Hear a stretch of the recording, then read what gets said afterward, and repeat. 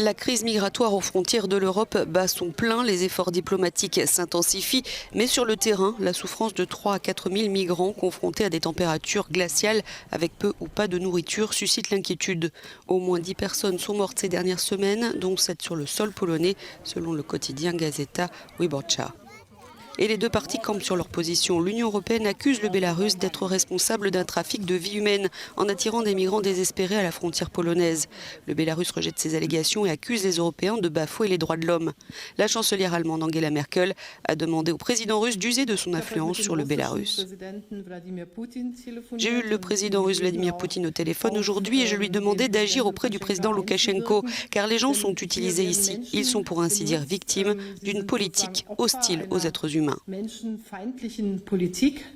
Juste avant, la Russie avait envoyé 2 avions militaires pour patrouiller dans l'espace aérien du Bélarus, ce qui pourrait accroître les tensions.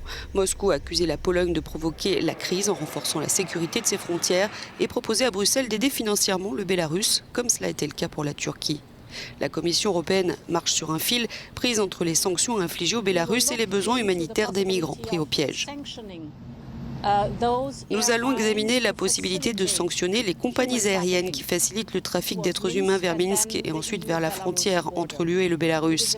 Il est important que les agences des Nations Unies aient accès aux migrants côté Bélarus dans cette situation très difficile dans laquelle se trouvent ces personnes innocentes.